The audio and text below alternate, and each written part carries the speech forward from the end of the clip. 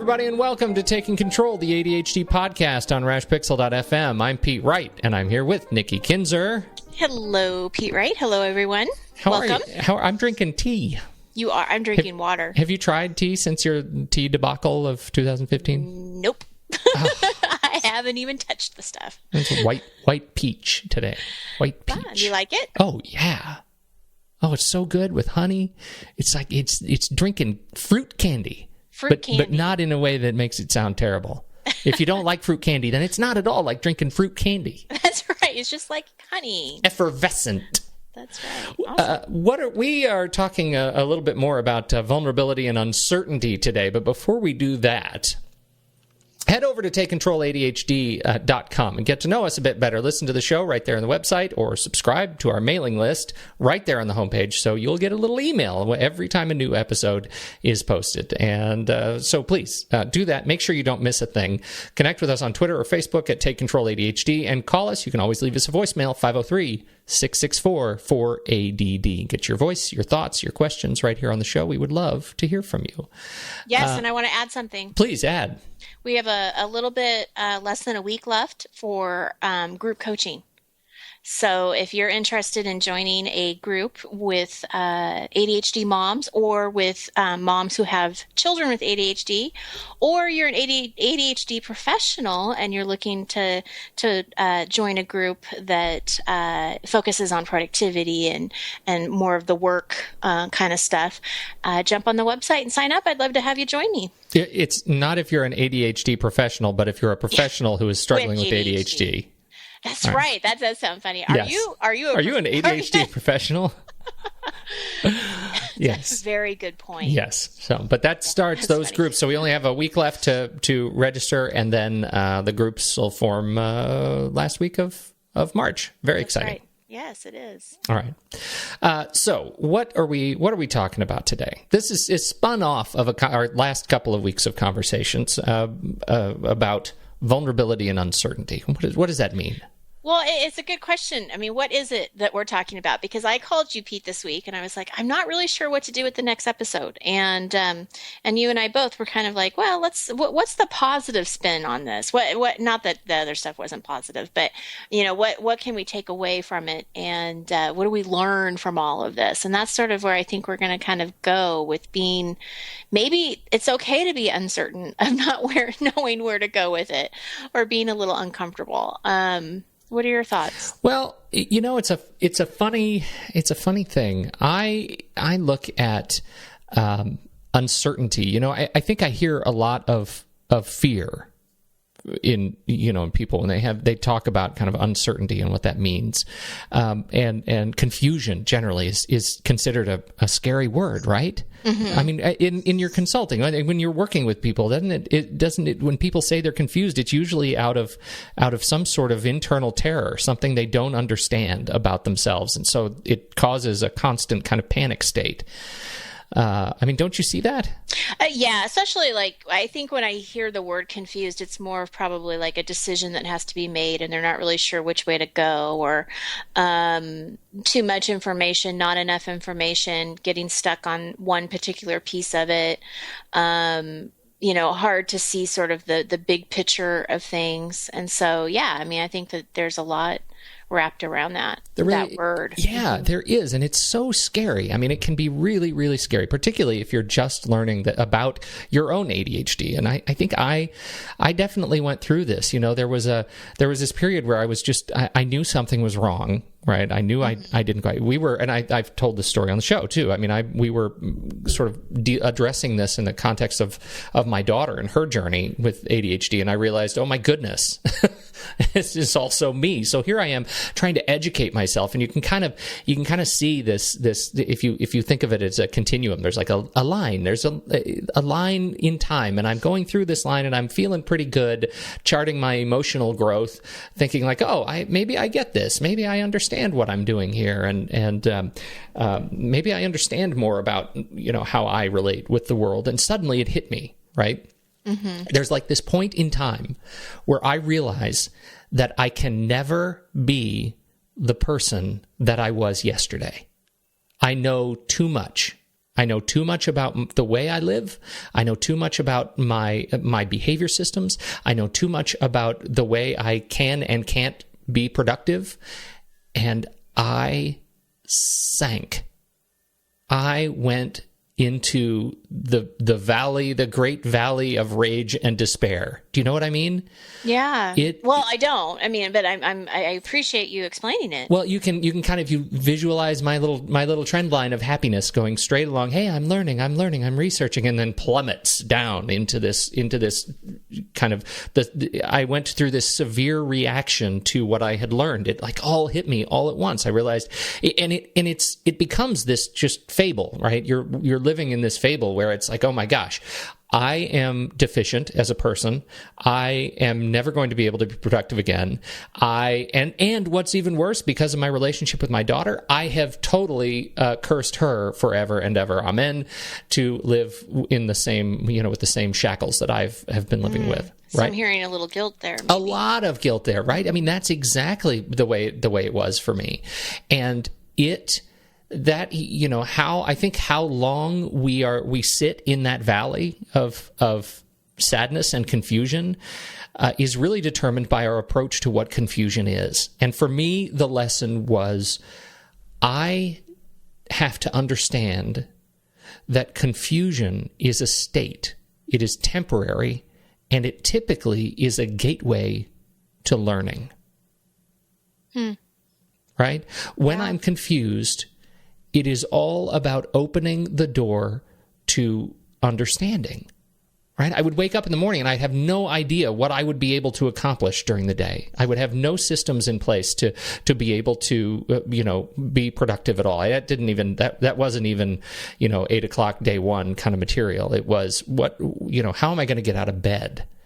That's going to be 8 o'clock day one. Am I going to be able to get out of bed and even just open my eyes and look forward? Because I was really depressed.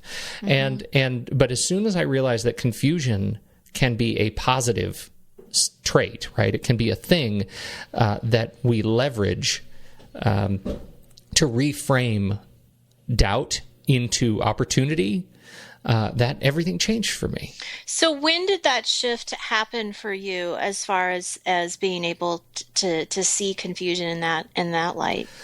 I was working with another client and partner, and we were talking about organizational change, right? And how do we? Because my background's in education, we were working in a higher ed context and on a consulting arrangement with another university on the East Coast, and he really educated me on this concept around, organizational confusion. What happens when you're working on a team and you're like, oh my goodness, the team is not doing well. We have to address this big change, or there's a restructuring or reorganization or a new leader, whatever it is. And how do teams rationalize uncertainty, doubt, and confusion? And I realized this directly applies to me, and I happened to be doing this right around the time that we were uncovering this for my daughter. And I was just sort of suffering through my days, trying to be productive and supportive of my clients, but not really understanding, how I was relating to my own skin. So then, were you able to, at that point, you made that connection and probably sat on it for a while, I would assume, and processed what he was saying to you and everything. Were you then, like, the next day, okay, I'm going to start working on these systems, or like what was your next step? No, because I'm thinking that people are going to want to know that, you know what I mean? Because I'm sure that what you just said and explained, a lot of people can relate to. But then there's also like that question of, well, what do I do now? Yeah, there is, and it wasn't like that. I mean, there was. I remember vividly, like it was that learning that last point. Like that's when you finally push the domino, and all of the dominoes fall. It was that one point where I realized I'm never going to be able to go back to what it was before. But I'm in this. What's wrong with before? Because you made that comment. You just made that comment at the very beginning, where you said, "I know I'm not going to be the person that I was yesterday." And I found that. I mean, I actually noted that because I found that as a really interesting comment. And then you bring it back up, like, what were you before that's different now? And do you see what I'm saying? Yeah, I do. The behaviors when I didn't understand what I was dealing with, right? I was, I had, the people had a view of me that was not, I don't think, I knew was not accurate, but I didn't know how to control that. And it was very frustrating, right? When you feel like, gosh, I know what I'm capable of giving to the world. I just don't know how to get it out of my hands or my mouth or my eyes. And your intentions were always good. Intentions are always good. Always, very enthusiastic, know what I'm capable of, not knowing how to actually deliver it. Until you hit a project that requires a great deal of hyperfocus, and you feel very strong in your hyperfocus, because that's a superhero power. But you didn't know how to cultivate that. You didn't know how to say yes to the right things that would do that. You end up saying yes to all the things that you can do, but not able to actually execute in a timely, efficient manner. Well, once I realized that I had learned, I was able to define what that set of behaviors is. Once I knew that's ADHD. Yeah. This is a thing people have studied. They write about this. They know what this is. And it's not your fault. This is not my fault. Yeah. How do you go? You can't just go back to that, who that guy was yesterday after you learn that. You can't just turn around and be that guy you were before. But you also don't know how to wake up the next day, because you don't have any real systems to put in place to actually, figure out what you need done. Get what you need done. Yeah. Right? Yeah. Right. And so it was actually a much longer period than that, just trying to figure out kind of what are the systems that I need in place. And it's funny, because I was always a very organized guy, but I was organized because of organization, not because of productivity, right? I was organized because I loved being organized. Mm-hmm. I was not organized because it was actually delivering anything to me. So once I was able to put those pieces together and figure out how to put systems in place that would allow me to actually execute, and sort of leverage some of the habits that I had built around organization, but to understand why, what was the purpose of those tools. That eliminated some of that confusion and uncertainty. So it took a long time, but it was a matter of changing definitions for me, of what confusion and uncertainty meant, that I had it, that there are resources that exist to help through it. Well, and what I love about what you're saying is that you were able to put yourself in that position of vulnerability, to ask for help and to look for the resources and to get whatever it is that you needed to piece together. And then I think the other thing I want to acknowledge is that you're able to take into account how your ADHD affects you and not work against it, but work with it. And I think that's huge. I mean, I think that's my goal for so many of my clients is to not deny it, don't work against it, but okay, this is what it is. What do we need to do to still be successful and still get what you need done, and empower yourself in knowing that you are capable of doing that. Right. You can't deny it. You can't deny it. No, that's a fool's errand. It is who you are. It's in your DNA, so to speak. So I have a story to share that is completely off of what we just talked about with ADHD, but it goes into the denying of feelings that I want to share. My daughter is in third grade, and she has been taking a liking to acting and singing, and so she decided to try out for Peter Pan, and excellent. They had this little excuse me, they had this after school production. There was 18 kids, and she got a part of being the narrator, which was not the part that she wanted.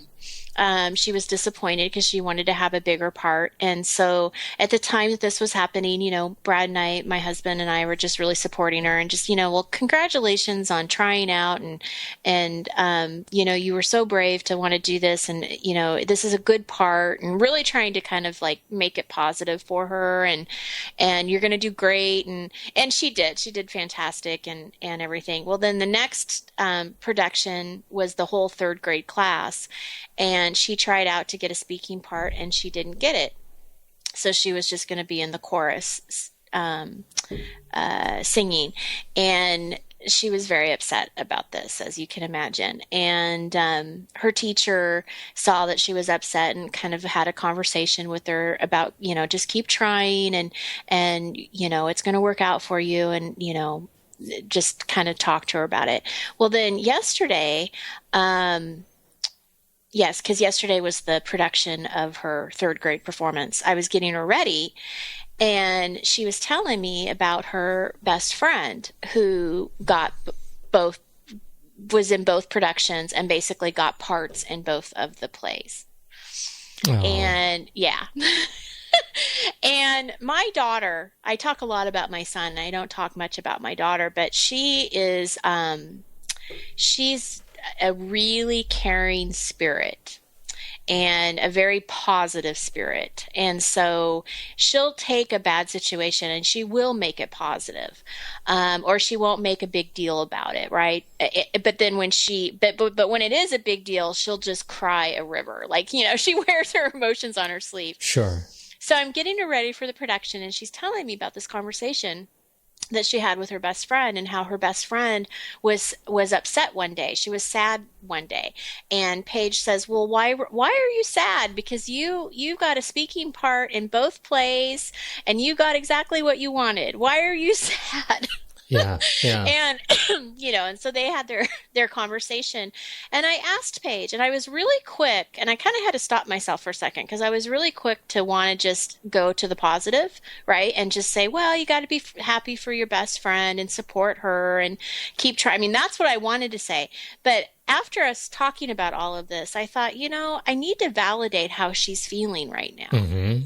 And she doesn't need a cheerleader. She doesn't. And so I asked her, I said, does it bother you that your best friend got those parts? Yes, it does. Yeah. Does it make you sad? Yeah, it does. It makes me sad. And I'm like, that is totally normal. It is totally normal for you to be sad for yourself that you didn't get him. And it's okay to be a little jealous that she did. Yeah. And I don't know where she's going to go with that, because she's only 9. Yeah, right.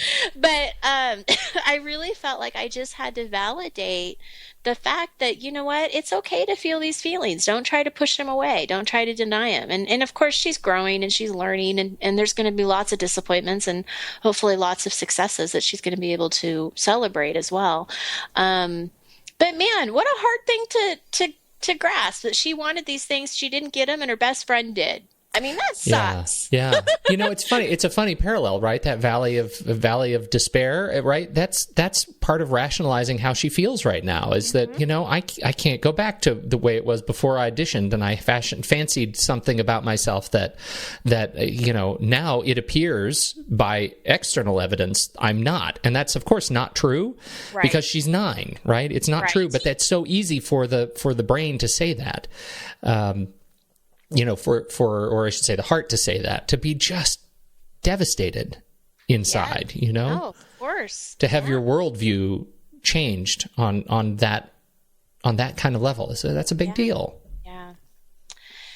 So I know that was a little different than what we were talking about, but I kind of think it all sort of wraps up. Well, I think it does. And I think it goes back to this idea of uncertainty and how you frame confusion and frame confusion in this effort to be more productive, to be able to be, if she uses her experience as a motivator to learn and to, maybe take an acting class, maybe take a singing class, if that's something that, that gives her, incentive to become stronger. It's certainly, that was certainly how it played out for me. I mean, I ended up becoming, I think, stronger in my ability to say no to the wrong things. I'm still definitely learning that. But to say yes to the right things, no to the wrong things, and know what I can't take on. I'm still constantly struggling with that, but at least I know when I'm facing it. And what a gift that we get to listen to you and you get to teach some of those things. Well, I don't know about that. Oh, I totally do. Yeah. You're very kind. Yeah. Well, thanks for sharing, Pete. Well, thanks for coaching. This is a good conversation. Thank you, everybody, for listening to us. Make sure to find us on Facebook and Twitter. We'd love to hear your stories, too. And a special shout out, I've got to add, a special shout out to a friend of the show and listener, Jordan Gamble. We had we met. He came up to Portland or down to Portland, and we met. We had a lovely coffee together and talked about his experience listening to the show, and it was a real treat. So thank you, Jordan, for reaching out. Love that experience. Oh, that's great. Yeah, it was good fun. So, anyhow, that's all I've got. On behalf of Nikki Kinzer, I'm Pete Wright, and we'll catch you next week on Taking Control, the ADHD podcast.